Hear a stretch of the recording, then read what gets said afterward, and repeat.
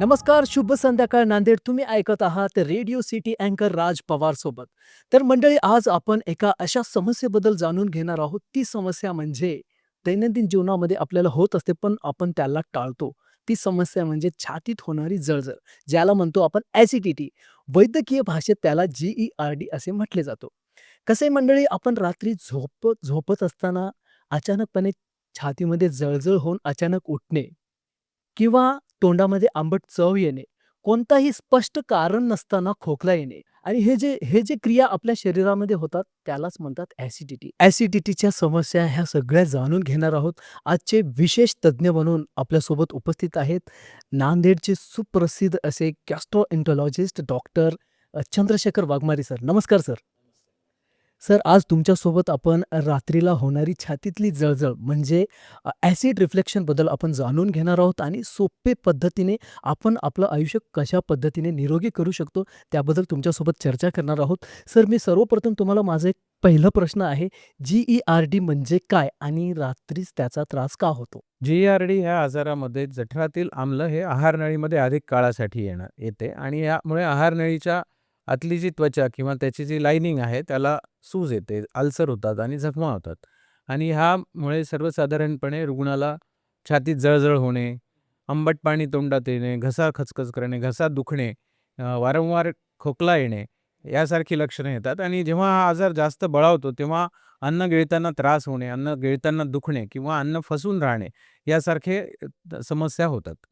हा आजार सर्वसाधारणपणे रात्रीच्या वेळेस जास्त प्रमाणात होतो, कारण जेव्हा मनुष्य झोपतो किंवा आडवा निजतो त्यावेळेस जास्त प्रमाणामध्ये जठरातलं आम्ल आहारनळीमध्ये येतं, पहिली गोष्ट. आणि दुसरी गोष्ट, रात्रीच्या वेळेस शरीर शिथिल झालेलं असतं, त्यामुळे स्नायू पण जास्त प्रमाणामध्ये शिथिल असतात आणि त्यामुळे पण आम्ल जास्त प्रमाणामध्ये छातीमध्ये येतं. सर, मला सांगा, जनरली ॲसिडिटीचे सामान्य लक्षणे काय असतात? ॲसिडिटी मध्ये रुग्णाला छातीत जळजळ होणे, आंबट ढेकरं येणं किंवा आंबट पाणी तोंडात येणे, त्याबरोबरच रुग्णाला घशामध्ये दाह होणे, घसा जळजळ करणे, खोकला येणे, वारंवार खोकला येणे आणि गिळताना त्रास होणे, गिळताना अन्न अडकणे किंवा अन्न उतरताना दुखत खाली जाणे. सर, ॲसिडिटी टाळण्यासाठी आपल्याला संध्याकाळी कोणते पदार्थ टाळायचे असतात? कोणते पदार्थ आपण टाळू शकतो? शक्यतो ॲक्च्युली ॲसिडिटी ह्या रात्री होणाऱ्या ॲसिडिटीमध्ये रुग्णांनी संध्याकाळच्या जेवणामध्ये सौम्य आहार ठेवावा. भरपेट जेवण घेणे किंवा आहार करणे टाळावे, जेणेकरून जठरातील अन्न हे आहारनळीमध्ये येणार नाही. दुसरी गोष्ट म्हणजे आहारामध्ये अतिशय तेलकट, स्निग्ध पदार्थ किंवा आपण त्याला म्हणू फॅटी फूड टाळायला पाहिजे. रात्रीच्या वेळेस जास्त मसाल्याच्या गोष्टी, रात्री उशिरा घेतलेली कॉफी किंवा कार्बोनेटेड ड्रिंक ह्या गोष्टी टाळायला हव्यात. सर, दैनंदिन जीवनामध्ये आपण जीवनशैलीमध्ये आपण कसं सकाळी उठतो, ब्रश करतो आणि दिवसभराचा शेड्यूल रेग्युलर असतं. तर या शेड्यूलमध्ये ॲसिडिटी होऊ नये यासाठी आपल्याला काय करावे लागेल? ॲसिडिटी होण्याची बरेचसे कारणं असतात. त्यात ॲक्च्युली प्रामुख्याने रुग्णाला जर काही सवयी असतील, जर रुग्ण स्मोकिंग करत असेल किंवा अल्कोहोलचं सेवन करत असेल, तर ते एक महत्त्वाचं कारण आहे. ते त्यांनी टाळावं. ह्या व्यतिरिक्त आहार जो आहे तो एकाच वेळेस भरपूर आहार घेण्यापेक्षा काही सौम्य प्रमाणामध्ये किंवा कमी प्रमाणामध्ये फ्रिक्वेंट मील्स, छोटे आणि फ्रिक्वेंट मील्स या पद्धतीने अन्न घ्यावं. रात्रीचा आहार हा लवकर करावा, जेणेकरून आहार घेणं आणि आडवं झोपणं किंवा निजणं यामध्ये कमीत कमी 3 तासाचं अंतर राहावं. आणि पुरेसा व्यायाम करणे, वजन नियंत्रणात ठेवणे, वेट लॉस करणे, जर लठ्ठपणा असेल तर त्यात वेट लॉस करणे, या गोष्टी गरजेच्या असतील. अच्छा सर, खूप लोकांना ॲसिडिटी असते आणि डॉक्टरांनी त्यांना सल्ला दिलेला असतो, की मानेखाली त्यांना थोडंसं उंच काहीतरी उशी वगैरे द्यायला लागतं. पण ते कशासाठी? काय कारण आहे त्याचं? रात्रीच्या वेळेस रुग्ण झोपल्यानंतर जठरातलं आम्ल आहारनळीमध्ये येण्याची एक टेंडन्सी असते. अशा रुग्णांना ते ज्या बिछाण्यावर झोपतात त्या बिछाण्याचा डोक्याकडचा भाग हा 6 ते 8 इंचांनी उचलणं गरजेचं असतं आणि त्यामुळे जठरातून आहारनळीमध्ये जाणाऱ्या आम्लाचं प्रमाण कमी होतं आणि होणारा GERDचा त्रास हा बऱ्याच अंशी कमी होतो. अच्छा सर, मी असं ऐकलेलं आहे, की डाव्या कुशीने जर झोपलं तर ॲसिडिटी कमी होण्याचे चान्सेस असतात? बरोबर आहे. हां. डाव्या कुशीवर निजल्याने जठराचे लेव्हल हे आहारनळीच्या लेव्हलपेक्षा खाली राहते आणि त्यामुळे जठरातले आम्ल हे आहारनळीत येत नाही. त्यामुळे ज्यांना रात्रीच्या वेळेस आम्लदाह आहे किंवा GERDचा त्रास आहे, त्यांनी डाव्या कुशीवर झोपणे योग्य राहील.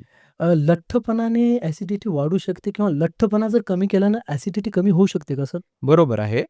ॲक्चुअली लठ्ठपणामुळे पोटावरचे वजन वाढलेले असते आणि त्यामुळे पोटातले प्रेशर वाढतं आणि पोटातलं प्रेशर जेव्हा वाढतं तेव्हा जठरातले आम्ल हे वरच्या दिशेला ढकललं जातं आणि त्यामुळं जास्त प्रमाणामध्ये जठरातले आम्ल आहारनळीमध्ये येतं. त्यामुळं ज्यांना लठ्ठपणा आहे आणि GERDचा त्रास आहे, त्यांनी जर वजन कमी केलं, तर बऱ्याच अंशी त्यांचा GERDच्या लक्षणं किंवा त्रास कमी होतो. अच्छा, अच्छा. सर धूम्रपान किंवा मद्यपान हे खूप लोकं करतात. त्यांना म्हणजे ॲसिडिटीचं प्रमाण जास्त वाढतो का एकदम बरोबर आहे. धूम्रपानाने ॲक्चुअली 3-4 गोष्टी घडतात शरीरामध्ये. त्यातील एक गोष्ट आहे, की आहारनळी आणि जठराचा परत जॉइंट, ज्याला गॅस्ट्रोइसोफेजियल जंक्शन म्हणतात, ही जागा अधिक प्रमाणामध्ये सैल होते. दुसरी गोष्ट होते, की आहारनळीच्या आतली जी लायनिंग आहे, त्या लायनिंगला सूज येते आणि ती त्यात व्यवस्थित काम करत नाही.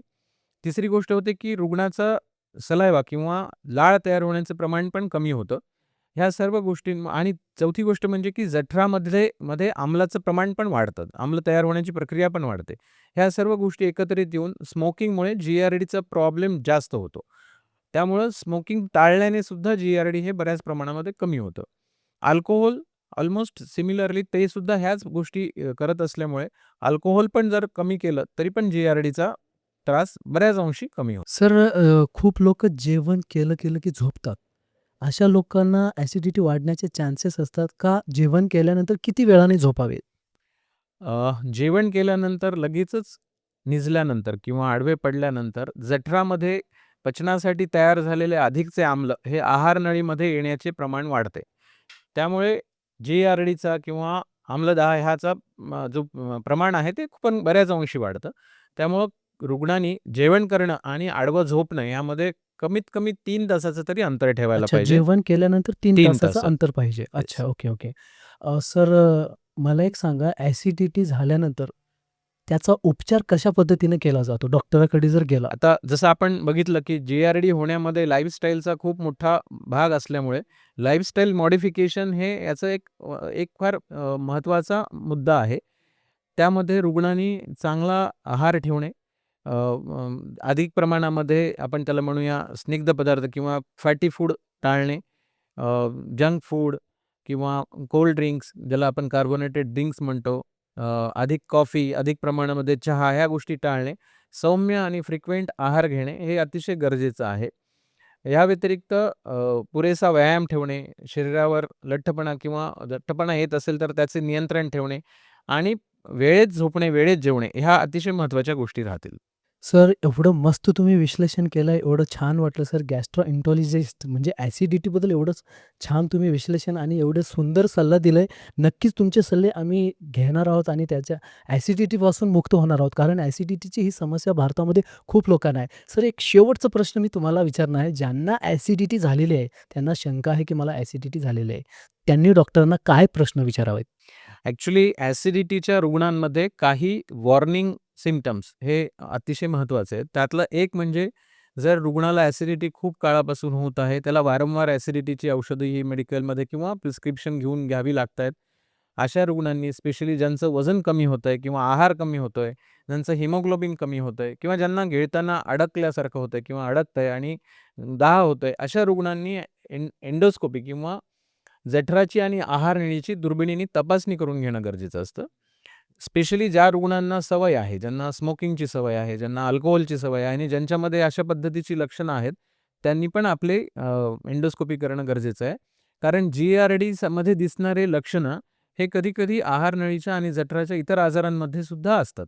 तर ह्या आजारांना आणि GERDला विभागण्याकरता एंडोस्कोपी करून त्याचा उपचार करणं गरजेचं असतं. खूप खूप धन्यवाद सर. एवढ्या चांगल्या पद्धतीने तुम्ही विश्लेषण केलंत आणि आहाराबद्दल निरोगी जीवनाबद्दल तुम्ही ॲसिडिटीबद्दल एवढं मस्त बोललाय. खूप छान वाटलं सर. रेडिओ सिटीतर्फे मी राज पवार तुमचं मनःपूर्वक हार्दिक स्वागत करतो. विघ्नहर्ता life care super speciality hospital Nanded हा गॅस्ट्रोएंटरोलॉजिस्ट हा तुमचा एक स्पेशालिस्ट हॉस्पिटल आहे. त्यामध्ये खूप चांगलं तुम्ही सल्ला दिलात. त्याबद्दल मी रेडिओ सिटीतर्फे तुमचं हार्दिक स्वागत करतो आणि thank you so much sir. तुम्ही वेळातलं अमूल्य वेळ देऊन आम्हा निरोगी होण्यासाठी तुम्ही खूप मस्त सल्ला दिला. थँक यू, धन्यवाद. Thank you, radio thank you. City thank देखते यू व्हेरी रहिए, मच. एन्जॉय कीजिए.